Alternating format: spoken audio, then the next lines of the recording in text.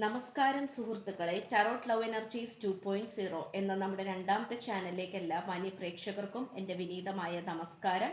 അപ്പോൾ സ്ക്രീനിൽ കാണിക്കുന്നതാണ് പേഴ്സണൽ റീഡിങ്ങിന്റെ വാട്സപ്പ് നമ്പർ. ഈ നമ്പറിൽ വാട്സപ്പിൽ മെസ്സേജ് ചെയ്തു കഴിഞ്ഞാൽ പേഴ്സണൽ റീഡിങ്ങിന്റെ വിശദാംശങ്ങൾ അവിടെ അറിയിക്കുന്നതായിരിക്കും.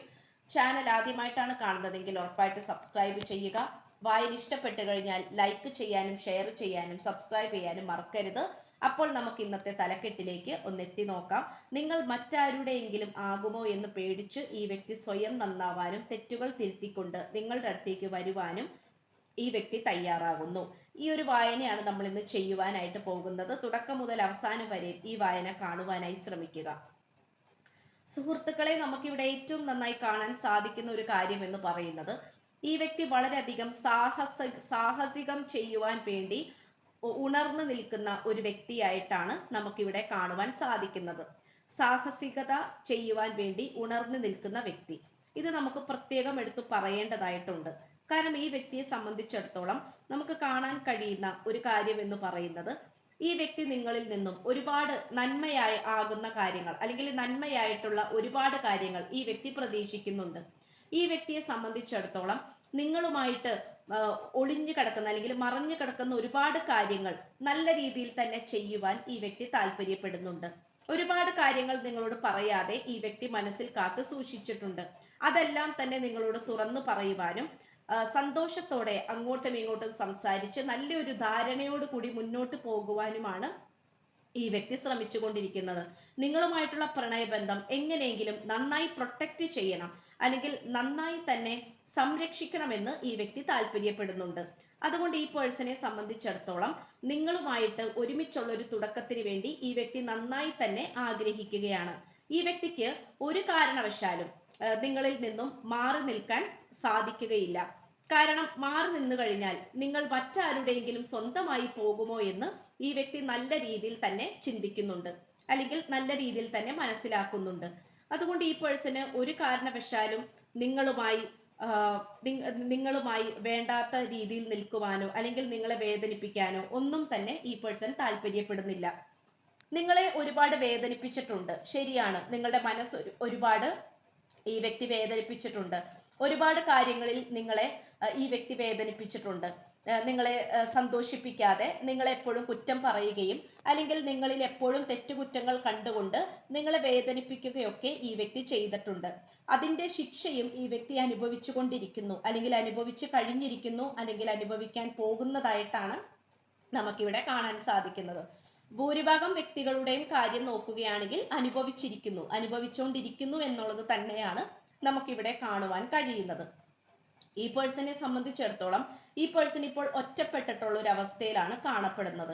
ആ ഒരു ഒറ്റപ്പെടലിന്റെ വേദനയിൽ ഈ വ്യക്തി ഭയങ്കരമായിട്ടുള്ള ഒരു തകർച്ചയിലേക്കാണ് കടന്നു പോയിക്കൊണ്ടിരിക്കുന്നത്. ഈ വ്യക്തി പല സാഹചര്യത്തിലും മുന്നേറുവാൻ ശ്രമിക്കുന്നുണ്ട് എന്നുള്ളത് സത്യസന്ധമായിട്ടുള്ള ഒരു കാര്യം കൂടിയാണ്. അപ്പോൾ പല സാഹചര്യങ്ങളിലും മുന്നേറുവാൻ ഈ വ്യക്തി ശ്രമിക്കുന്നുണ്ട്. പക്ഷെ ഈ വ്യക്തിയെ സംബന്ധിച്ചിടത്തോളം നിങ്ങളുമായിട്ടുള്ള പുതിയ തുടക്കത്തിന് വേണ്ടി ചിന്തിക്കുമ്പോൾ മാത്രമാണ് ധാരാളം തടസ്സങ്ങൾ ഈ വ്യക്തിക്ക് മുന്നിലേക്ക് വന്നുകൊണ്ടിരിക്കുന്നത്. അതൊരു പക്ഷേ തേർഡ് പാർട്ടി അവസ്ഥകളായിരിക്കാം, അല്ലെങ്കിൽ പലതരത്തിലുള്ള സാഹചര്യമായിട്ട് നമുക്കിവിടെ കാണുവാനായി സാധിക്കുന്നുണ്ട്. അതുകൊണ്ട് ആ ഒരു വേദന നിറഞ്ഞ ആ ഒരു സാഹചര്യത്തിൽ നിന്നും പുറത്തേക്ക് വരാൻ തന്നെയാണ് ഈ വ്യക്തി ശ്രമിച്ചുകൊണ്ടിരിക്കുന്നത്. എന്നാൽ ഈ പേഴ്സണെ സംബന്ധിച്ചിടത്തോളം ആ ഒരു ഡിവൈനിറ്റി അല്ലെങ്കിൽ ദൈവികത, അത് നമുക്കിവിടെ ഉറപ്പായിട്ടും പറയാൻ പറ്റുന്ന ഒരു കാര്യമായിട്ടാണ് കാണപ്പെടുന്നത്. ഈ ഒരു ദൈവികത നിങ്ങൾക്ക് രണ്ടുപേർക്കും ഇടയിൽ ഉള്ളത് കൊണ്ട് തന്നെ ആ ഒരു ദൈവത്തിന്റെ സാന്നിധ്യം തന്നെയാണ് നിങ്ങൾ രണ്ടുപേരെയും വീണ്ടും കൂട്ടി യോജിപ്പിച്ചുകൊണ്ട് വന്നുകൊണ്ടിരിക്കുന്നത്. അതുകൊണ്ട് നമുക്കിവിടെ ഉറപ്പിച്ചു പറയാൻ കഴിയുന്ന ഒരു കാര്യം എന്ന് പറയുന്നത്, നിങ്ങൾ രണ്ടുപേരും തമ്മിൽ എങ്ങനെയൊക്കെ വിചാരിച്ചാലും നിങ്ങൾക്ക് ഒന്നിക്കാൻ സാധിക്കും. ഒരിക്കലും നിങ്ങൾക്ക് വേർപിരിയാൻ കഴിയുകയില്ല. വേർപിരിഞ്ഞാലും നിങ്ങൾ രണ്ടുപേരും വീണ്ടും ഒന്നിക്കുക തന്നെ ചെയ്യും. ഏതൊരു മോശപ്പെട്ട സാഹചര്യത്തിലും വിഷമിപ്പിച്ചിരിക്കുന്ന സാഹചര്യത്തിലും ആ ഒരു സാഹചര്യത്തിൽ നിന്നും ഉയർത്തെഴുന്നേൽക്കാൻ നിങ്ങൾക്ക് രണ്ടുപേർക്കും മാത്രമേ സാധിക്കുകയുള്ളൂ എന്നുള്ള ഒരു തിരിച്ചറിവും കൂടിയാണ് നമുക്കിതിലൂടെ വന്നിരിക്കുന്നത്.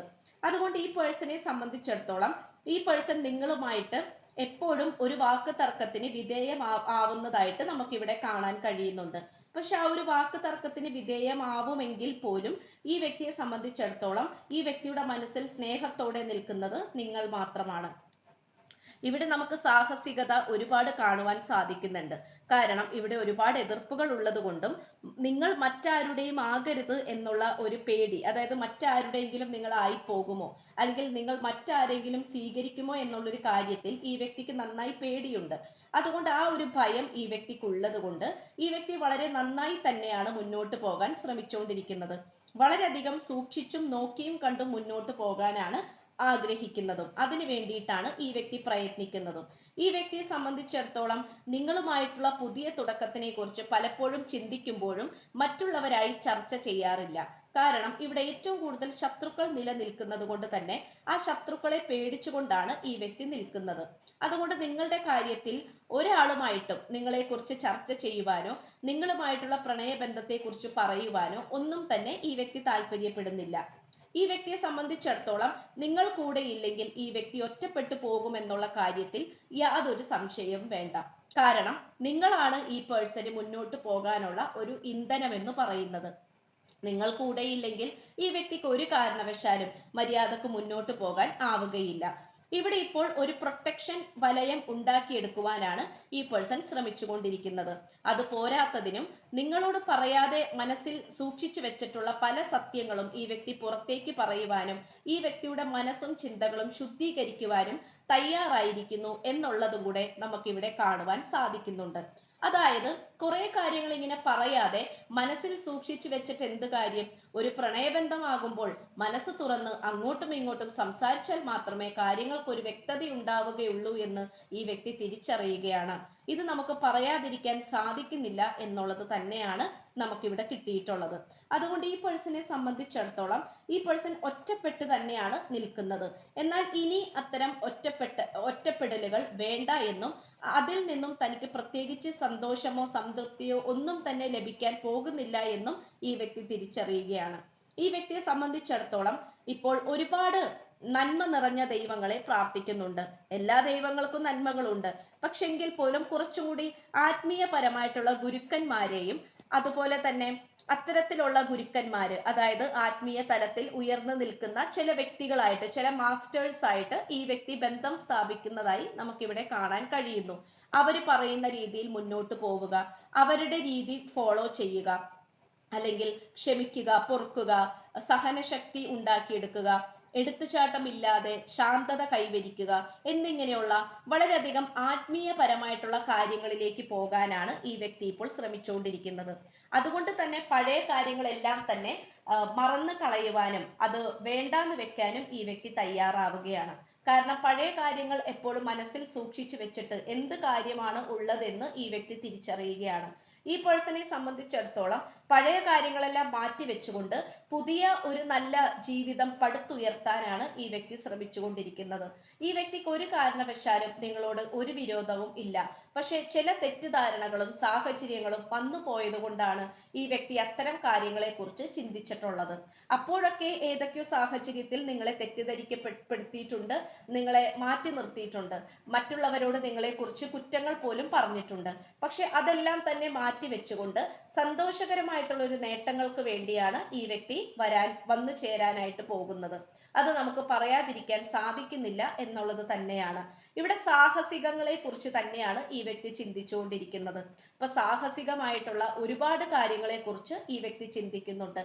അതുകൊണ്ട് തന്നെ ഏതൊരു രീതിയിലാണ് അല്ലെങ്കിൽ ഏതൊരു സാഹചര്യത്തിലാണ് നിങ്ങൾ നിൽക്കുന്നതെങ്കിൽ പോലും നിങ്ങൾ ഇരിക്കുന്ന സ്ഥലത്തേക്ക് വന്നു ചേരാനാണ് ഈ പേഴ്സൺ ശ്രമിച്ചുകൊണ്ടിരിക്കുന്നത്. അതിപ്പോൾ എന്ത് റിസ്ക് എടുത്തിട്ടായാലും, എന്തൊക്കെ കഷ്ടപ്പാടുകൾ സഹിച്ചിട്ടായാലും, എന്തൊക്കെ ക്രിട്ടിക്കൽ സ്റ്റേജ് ആണെങ്കിലും നിങ്ങളുടെ അടുത്തേക്ക് വരാൻ തന്നെയാണ് ഈ പേഴ്സൺ തീരുമാനിച്ചിട്ടുള്ളത്. കാരണം നിങ്ങളെ മറ്റാർക്കും വിട്ടുകൊടുക്കുവാൻ ഈ വ്യക്തി തയ്യാറല്ല. നിങ്ങൾ ആരുടെയും സ്വന്തമാവുന്നത് കാണാൻ ഈ വ്യക്തി ഇഷ്ടപ്പെടുന്നില്ല. ഇത്രയുമാണ് നമുക്ക് ലഭിച്ചിട്ടുള്ളത്. അപ്പോൾ പേഴ്സണൽ റീഡിങ്ങിന്റെ വാട്സപ്പ് നമ്പർ വായനയുടെ തുടക്കത്തിൽ തന്നെ കൊടുത്തിട്ടുണ്ട്. പോരാത്തതിന് ഡിസ്ക്രിപ്ഷൻ ബോക്സിൽ കൊടുത്തിട്ടുണ്ട്. വാട്സപ്പിൽ മെസ്സേജ് ചെയ്താൽ മതി. പേഴ്സണൽ റീഡിങ്ങിന്റെ വിശദാംശങ്ങൾ അവിടെ അറിയിക്കുന്നതായിരിക്കും. അപ്പോൾ ചാനൽ ആദ്യമായിട്ടാണ് കാണുന്നതെങ്കിൽ ഉറപ്പായിട്ട് സബ്സ്ക്രൈബ് ചെയ്യുക, ലൈക്ക് ചെയ്യുക, ഷെയർ ചെയ്യുക, സപ്പോർട്ട് ചെയ്യുക. അപ്പോൾ പുതിയൊരു അധ്യായത്തിൽ കാണുന്നത് വരേക്കും എല്ലാ മാന്യ പ്രേക്ഷകർക്കും എന്റെ വിനീതമായ നന്ദി, നമസ്കാരം. God bless you.